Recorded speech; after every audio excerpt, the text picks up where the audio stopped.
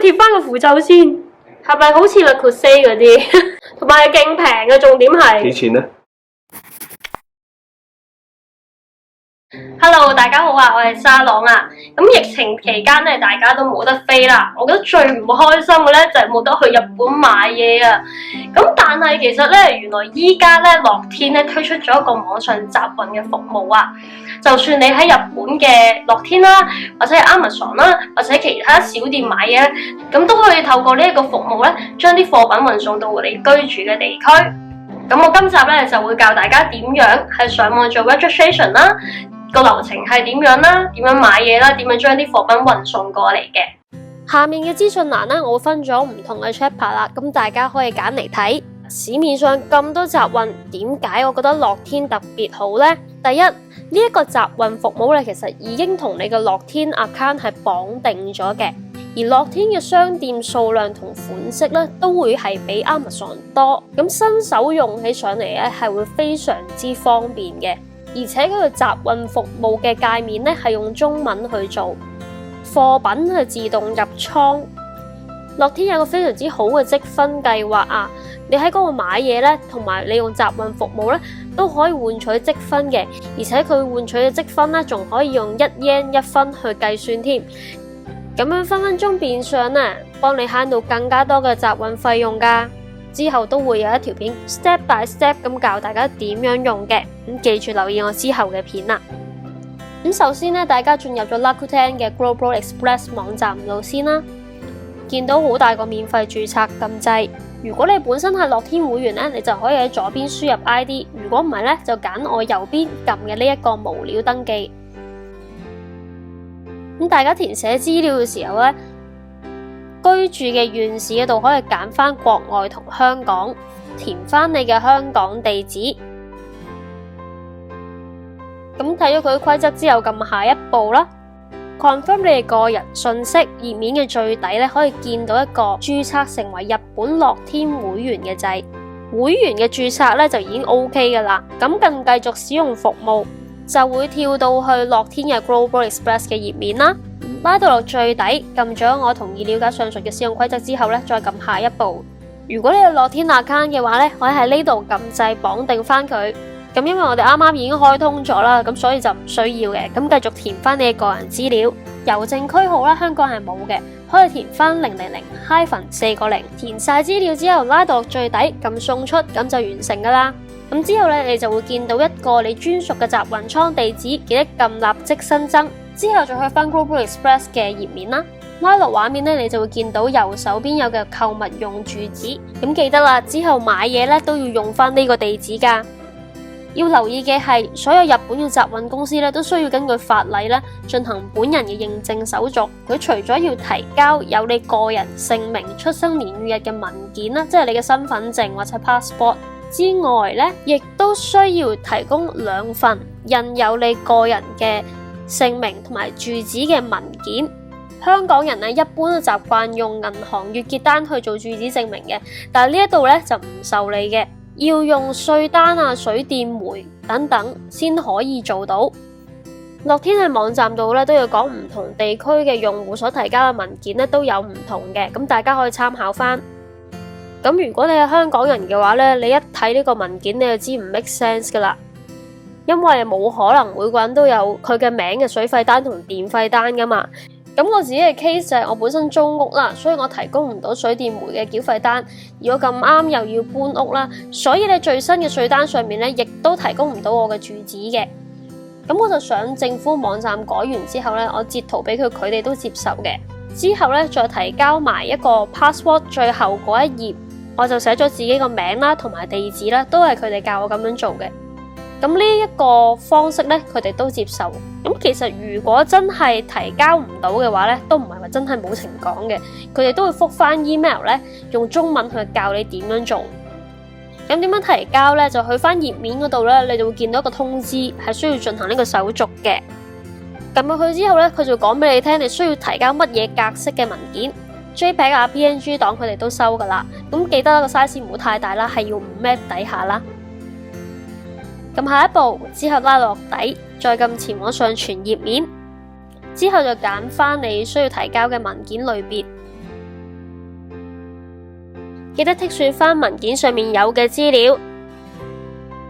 咁如果你有特別困難嘅地方呢，你可以喺文件說明度講到明你嘅 situation 係點嘅，咁佢哋都會酌情處理。咁記住係要逐份文件咁遞交啦，直至你交晒所有文件為止。如果大家唔想交完又俾人 reject 嘅話，大家記得睇清楚啱啱講嘅細節啦。咁上傳之後呢，就等佢哋 approve， 之後呢，你可以喺個人設定度啦，睇到你嘅手續係咪已經完成咗。如果你需要新增其他地址，可以喺第一次出貨之後喺通訊錄度新增其他地址。咁無論你想送去 office 又得，你男女朋友屋企都冇問題嘅。揀翻登記新嘅送貨地址之後，每一次集運啊，你都可以因應你嘅需要啦，可以揀翻唔同嘅收貨地址嘅。咁如果唔知樂天點樣買嘢嘅話，可以睇我另一段片。咁之後呢，我會繼續講，如果你買到嘢之後呢，可以點用呢個集運服務嘅。咁你見到你嘅購物車入邊啊，可以 check 到情況係咪已經去到集運倉嘅，見到配達完了，即係已經到達集運倉啦。去翻 Rakuten 嘅 Global Express 頁面啦，可以見到有幾件貨已經到達集運倉。如果你有其他貨呢，唔係樂天嘅話，都可以喺度登記埋嘅。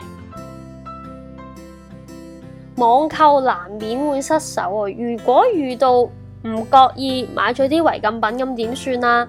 咁入到去之後呢，佢都會講到明啊，你可以選擇送翻去日本嘅酒店住址，或者彈翻俾商家，又或者成件掉咗佢嘅。之後填翻你想要嘅處理方式啦，咁佢就會幫你處理噶啦。咁成個過程呢，真係非常之快。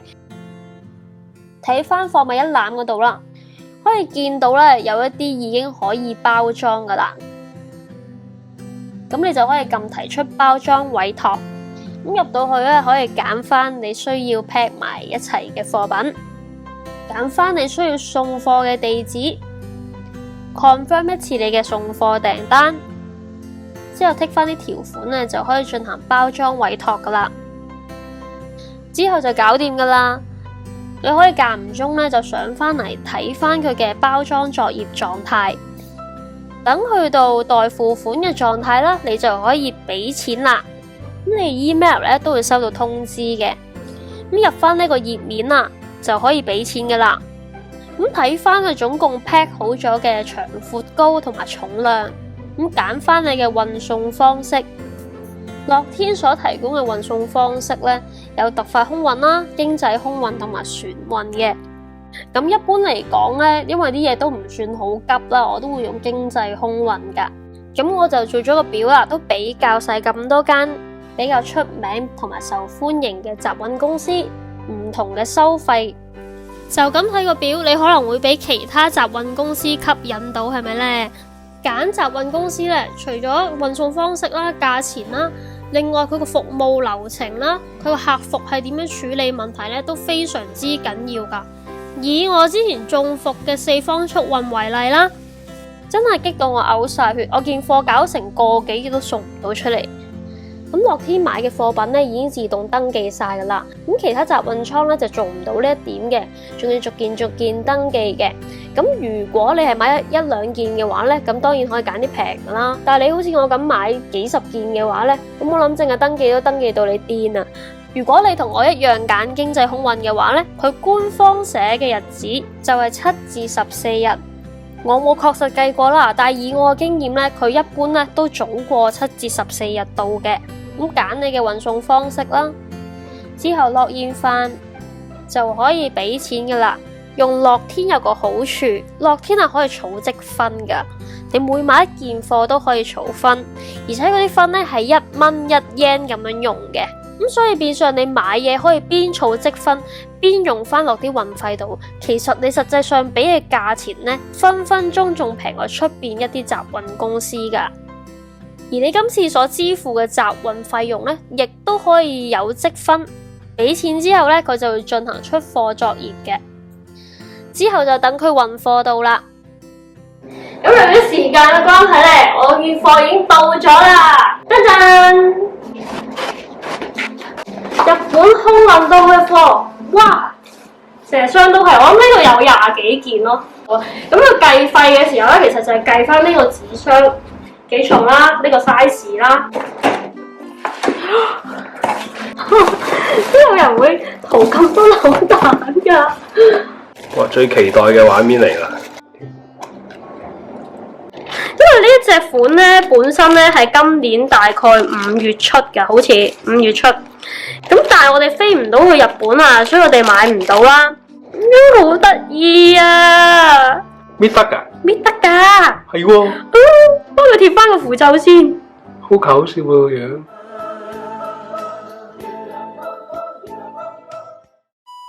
其實你要買幾多個碗咧？因為呢啲專係裝拉麵係唔同㗎，呢啲係業務用㗎，同埋咧呢啲係真係超級平咯。我想講，如果你香港咧買個拉麵碗咧，一定唔係佢嗰個價錢咯。呢個咩啊？屋企個杯啊？cafe 用嘅嗰啲茶碗蒸嗰啲嚟㗎。咁其實我覺得所有嘢咧都包裝得好好啦 ，even 我呢啲陶具咧、陶瓷咧拎到翻到嚟咧，佢係完全冇損毀、冇花到啊！咁呢一啲鍋具咧，其實喺香港買咧應該都唔平嘅，絕對一定唔會係佢嗰個價錢咯。咁呢啲係 made in Japan 嘅，我會用得安心少少咯。同埋咧，佢係可以入爐噶嘛呢一隻，咁有啲咧就可以擺喺個火上面度燒嘅。咁所以咧呢一啲咧個 quality 係點樣真係好緊要。呢個有乜東東咧？哇，靚到靚到暈啊！哇，真係好靚喎呢個，超級靚嘅鍋。佢啲顏色都好特別嘅漸變咁樣嘅。係咪好似 Le Creuset 嗰啲煲啊？不過望得出佢應該係瓦嚟嘅。係啊，但係勁靚咯，同埋係勁平嘅，重點係幾錢咧？我唔記得咗啦。